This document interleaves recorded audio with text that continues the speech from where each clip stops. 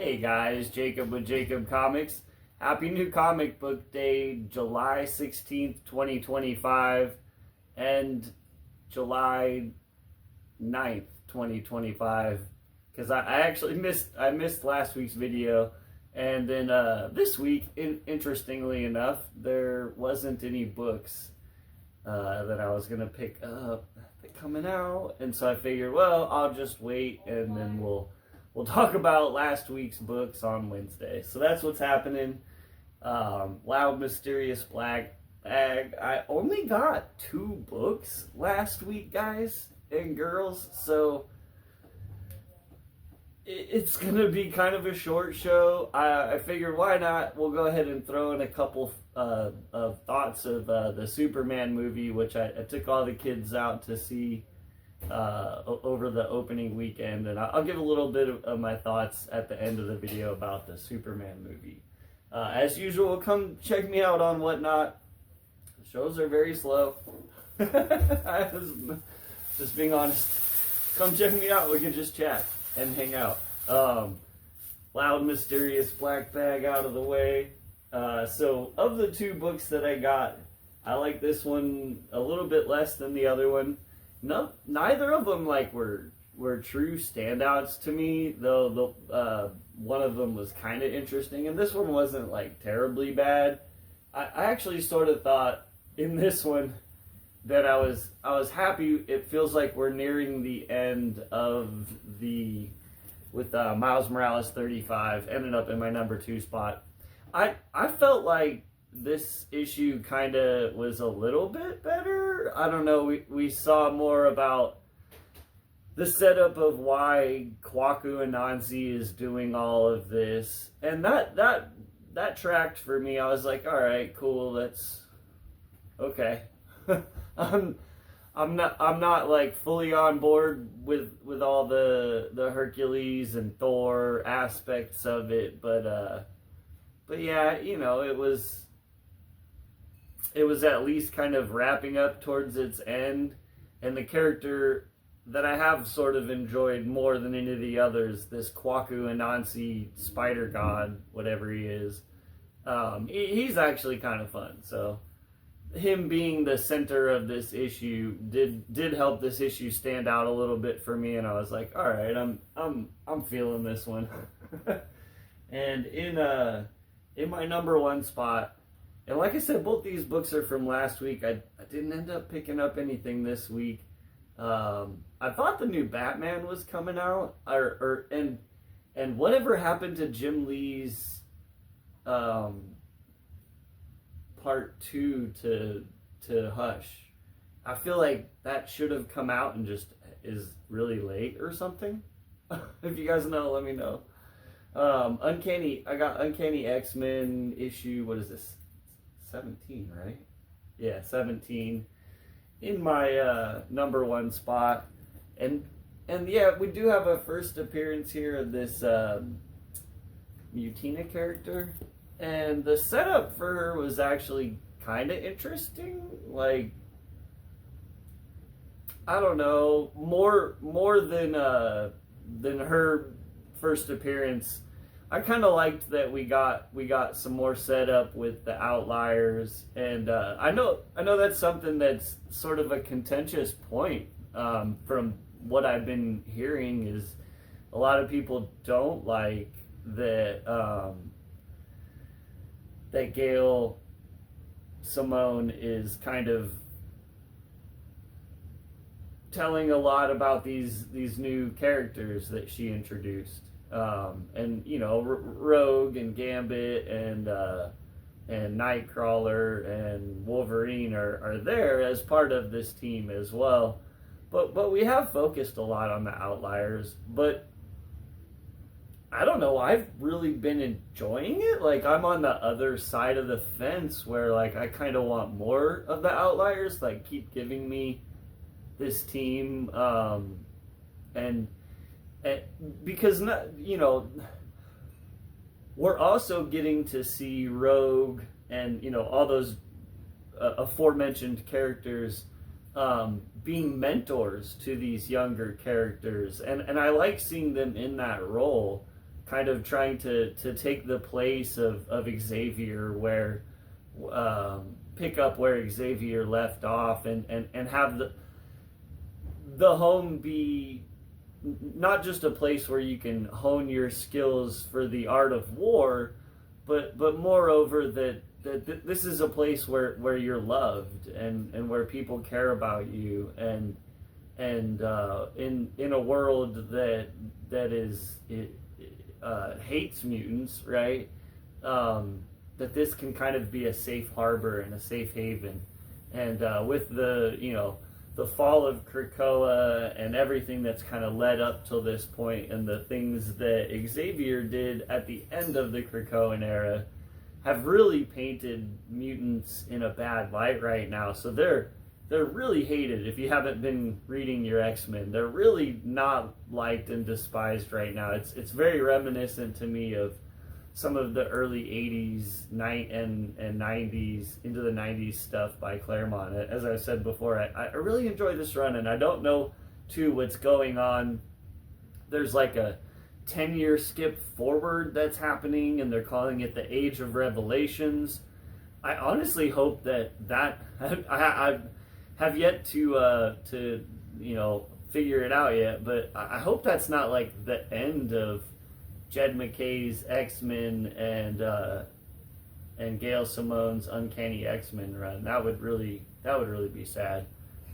So that's what I have this week as far as the comics that I've gotten over the last 2 weeks. But let's talk a little bit about Superman. Fill this episode out, or this episode out, into a hopefully 10-minute production. So I won't go into any spoilers or anything crazy like that.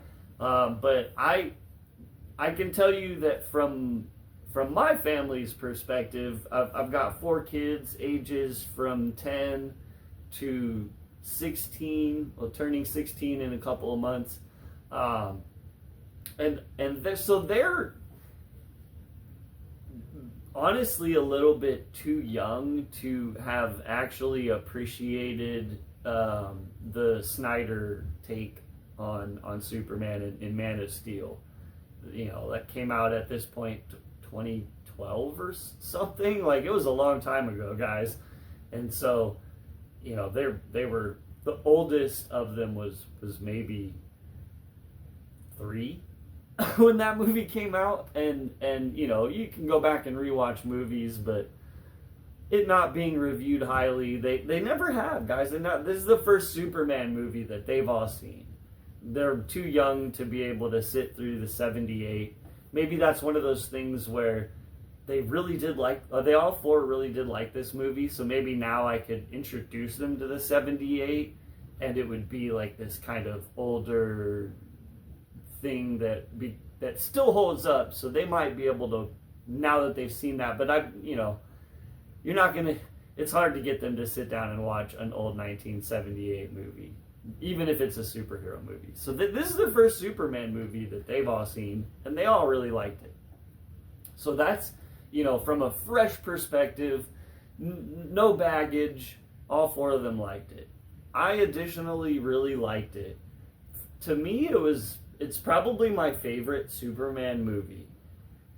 I don't know that Corin Sweat is my favorite Superman, but he was really good in the role, and I think future installments could make him my favorite Superman.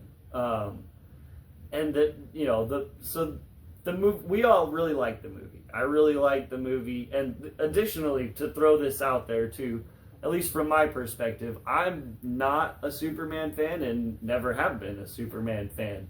He's always been a bit too much of a Boy Scout for my liking, and so he just, you know what I mean, he's not my cup of tea. And interestingly enough, I've never actually connected with Superman. The 78 Superman I liked, just because Christopher Reeves is magnetic, and so, but I didn't connect with his character, if that makes sense. He was more of a someone you looked up to, And so this Corn Sweat Superman is the first Superman that I've ever like connected with, that there was a part of who he is that I could see in myself. And I think that's very important for a character. And you know, without any spoilers or anything, it has to do with James Gunn's writing, the way he kind of incorporated the different elements of the story, and the different they don't make Superman to be a laugher, right? He's not the butt of the joke, if you will. But there were moments where you could tell that Superman had a sense of humor and that he was human, you know, and for me that was kind of important. And I really did like that. And so beyond all that too, one of the reasons that this movie I thought was done in such an interesting way that made me fall in love with it once I realized how that was, right? And it's a lot of people's critique with the movie is that you are thrown into and this is no spoilers, this is just feel of the movie, right? You're thrown into the deep end of this thing, right? You're just right away, you're thrown into the deep end. Things have already happened. Things are happening. Everything's going, you know, but there's enough pieces.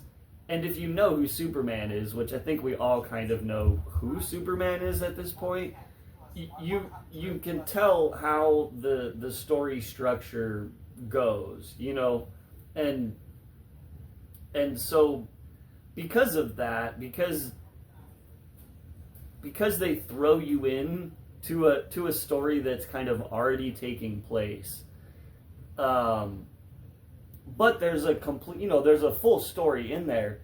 It felt exactly, guys, like picking up a comic because everyone's telling you it's really good, right? And so you're like, all right, everyone's saying this Superman is one of the best runs ever. James Gunn's the writer, and we've got Carlos Pacheco on art or whatever, you know, and it's the best thing going right now.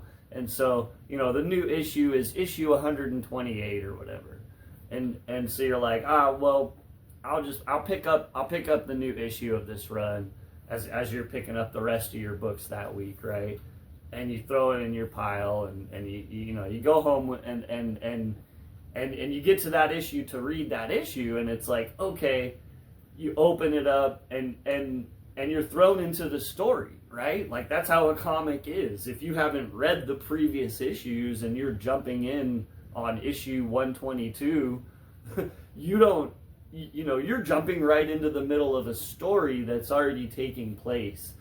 But how comics are, you know, the behind the curtains is each issue is its own individual small story, so that you get what you pay for, at least if you have a good, you know, writer and artist. So you've got your kind of beginning to end story that's taking place within a larger narrative.